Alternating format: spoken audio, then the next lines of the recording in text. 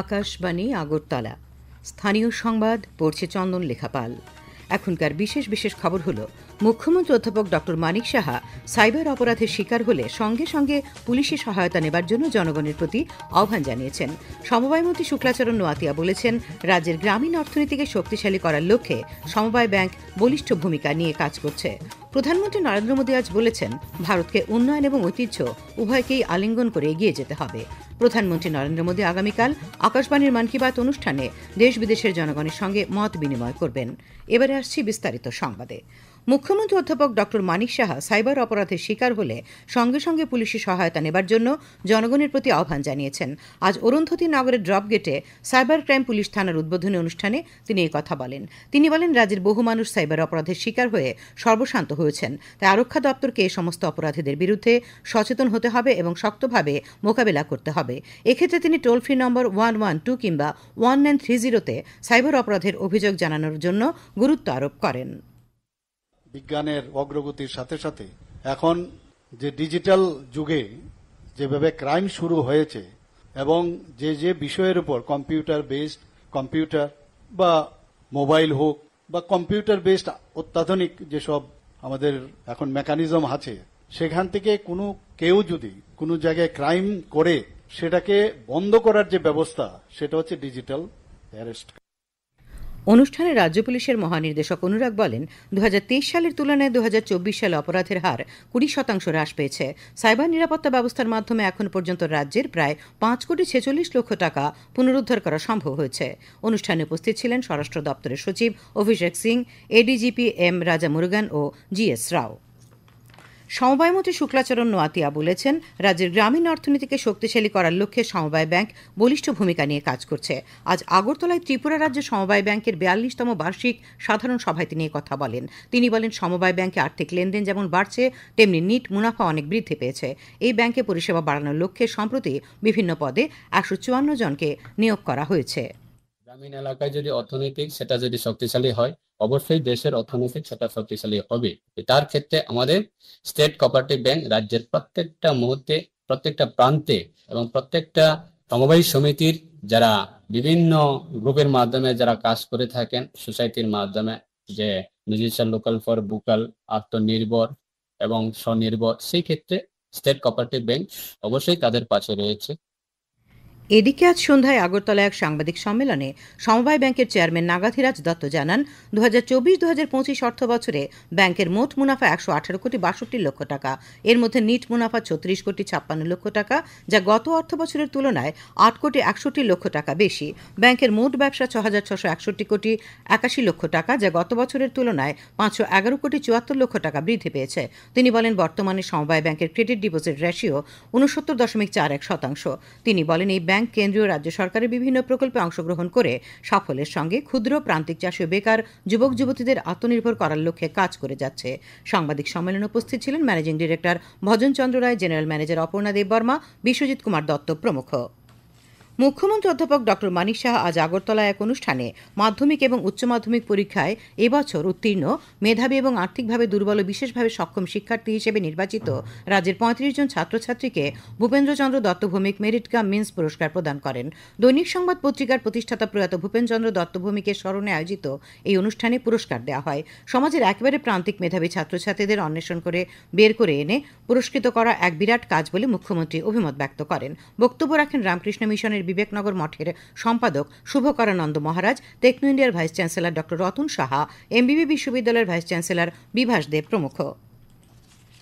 1975-এর সেই মাঝরাতে গণতান্ত্রিক ব্যবস্থার প্রায় সমস্ত কিছুকেই কারান্তরালে পাঠিয়ে একনায়কতান্ত্রিক শাসন কায়েমের চক্রান্ত ছিল তুঙ্গে। জরুরি অবস্থার অজুহাতে গণতন্ত্রের চতুর্থ স্তম্ভ সংবাদ মাধ্যমের ঝাঁপ যেন গায়ের জোরে বন্ধ করিয়ে এক গুমোট রাজনৈতিক পরিসর উপহার পেয়েছিলেন দেশবাসী। একটি প্রতিবেদন। জরুরি অবস্থা ঘোষণার পর ভারত সরকার থেকে সেই দিন সংবাদপত্রের জন্য ফরমান জারি করে বলে দেওয়া হয়েছিল, কঠোরভাবে নিষেধাজ্ঞা মেনে চলতে হবে। এর অর্থ তো পরিষ্কার, সেটাই লেখা বা বলা যাবে যা সরকারের মর্জি। সরকার কেবলমাত্র নিজেদের ইচ্ছে মাফিক লেখা হলেই সম্মতি দেবে। ইন্ডিয়ান এক্সপ্রেস সংবাদ মাধ্যমের স্বাধীনতায় নিষেধাজ্ঞার প্রতিবাদে 1975-এর 28 জুনের সংস্করণে নিজেদের সম্পাদকীয় কলমের জায়গা পুরোপুরি ফাঁকা ছেড়ে দিল। অবস্থা এমন যে সরকারের বিরুদ্ধে কথা বললেই অপরাধ। জরুরি অবস্থায় 327 জন সাংবাদিককে কারান্তরালে পাঠানো হলো। 3800-রও বেশি সংবাদপত্র বাজেয়াপ্ত হয়ে গেল। 290টি সংবাদপত্রের বিজ্ঞাপন বন্ধ হয়ে গেল। আর শুধু কি তাই, 7 জন আন্তর্জাতিক সংবাদ প্রতিনিধিকে দেশ থেকে বের করে দেওয়া হলো। ভেঙে দেওয়া হলো ইন্ডিয়ান প্রেস কাউন্সিল। সংসদ ও বিচার ব্যবস্থার খবরও সরকারি নজরের ছাঁকনি দিয়ে যেতে বাধ্য ছিল। তখনকার তথ্য ও সম্প্রচার মন্ত্রী ইন্দ্র কুমার গুজরালকেও ছাড় দেওয়া হলো না। সরকারি সিদ্ধান্ত মানতে না চাওয়ায় বের করে দেওয়া হলো মন্ত্রিসভা থেকে। এইরকম অসহনীয় অবস্থা থেকে মুক্তির ভাবনার ঢেউ উঠেছিল গোটা দেশের প্রতিটি ক্ষেত্রে। এইভাবেই 1977-এর সাধারণ নির্বাচনে দেশের মানুষ বেছে নিলেন অমোঘ পরিবর্তনকে। সংবাদ কক্ষ থেকে রাহুল লোধ ও সুমন ভট্টাচার্য, আকাশবাণী, আগরতলা। খবর প্রচারিত হচ্ছে আকাশবাণীর আগরতলা কেন্দ্র থেকে। আকাশবাণীর সংবাদের আপডেট পেতে লগ ইন করুন www.newsonair.com এবং নিউজ অন এয়ার অ্যাপ এবং টুইটার ও ফেসবুক প্ল্যাটফর্মে এআইআর নিউজ অ্যালার্টসে। ইউটিউবে লক্ষ্য রাখুন নিউজ অন এয়ার অফিসিয়ালে। এছাড়াও আকাশবাণী আগরতলার সংবাদের আপডেট পেতে দেখুন টুইটার বা এক্স হ্যান্ডেলে আকাশবাণী নিউজ আগরতলা, ফেসবুকে এআইআর নিউজ আগরতলা এবং ইউটিউবে আকাশবাণী নিউজ আগরতলা। প্রধানমন্ত্রী নরেন্দ্র মোদী আজ বলেছেন, ভারতকে উন্নয়ন এবং ঐতিহ্য উভয়কেই আলিঙ্গন করে এগিয়ে যেতে হবে। ঔপনিবেশিক মানসিকতা ত্যাগ করার জন্য দেশের প্রতি আহ্বান জানিয়েছেন প্রধানমন্ত্রী।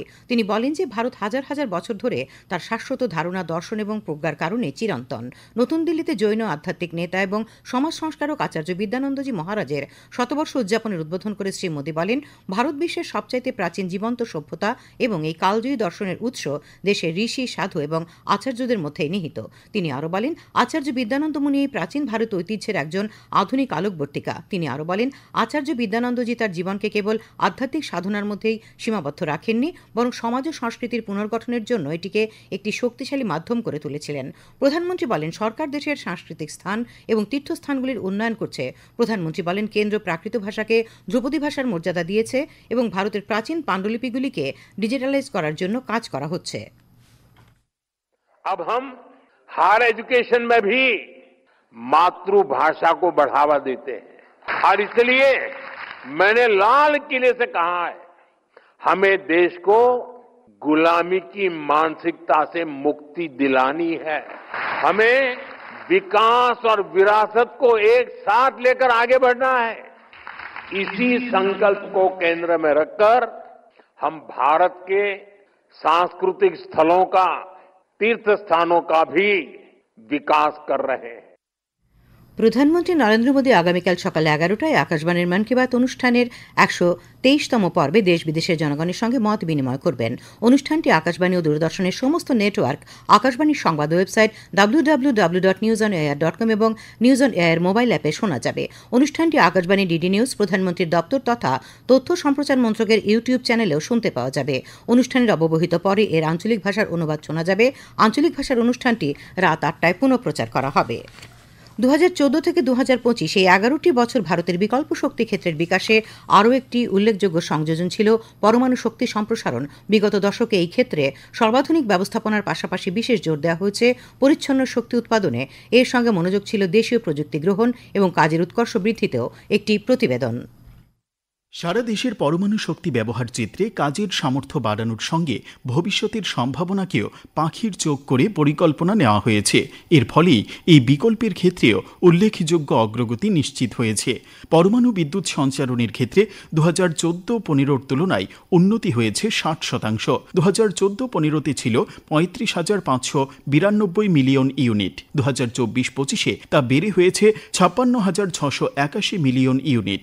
একইভাবে স্থাপিত পরমাণু সামর্থ্যের ক্ষেত্রেও উন্নতির মাত্রাটা 71%। পরিসংখ্যান জানাচ্ছে 2014-তে যে হিসাবটা ছিল 4,780 মেগাওয়াট, 2025-এ সেটাই বেড়ে হয়েছে 8,780 মেগাওয়াট। সারা দেশে 25টি পরমাণু রিয়েক্টরের সফল পরিচালনার দায়িত্বে রয়েছে ভারতের পরমাণু শক্তি নিগম লিমিটেড বা NPCIL।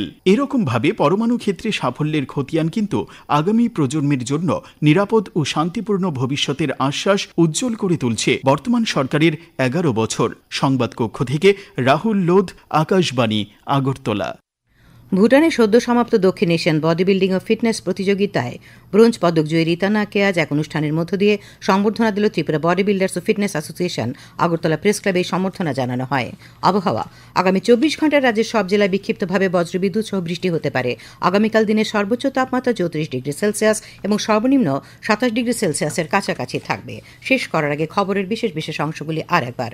মুখ্যমন্ত্রী অধ্যাপক ডক্টর মানিক সাহা সাইবার অপরাধের শিকার হলে সঙ্গে সঙ্গে পুলিশের সহায়তা নেবার আহ্বান জানিয়েছেন। সমবায় মন্ত্রী শুক্লাচরণ নোয়াতিয়া বলেছেন, রাজ্যের গ্রামীণ অর্থনীতিকে শক্তিশালী করার ক্ষেত্রে সমবায় ব্যাংকের বলিষ্ঠ ভূমিকা রয়েছে। প্রধানমন্ত্রী নরেন্দ্র মোদী আজ বলেছেন, ভারতকে উন্নয়ন এবং ঐতিহ্য উভয়কে সঙ্গে নিয়ে এগিয়ে যেতে হবে।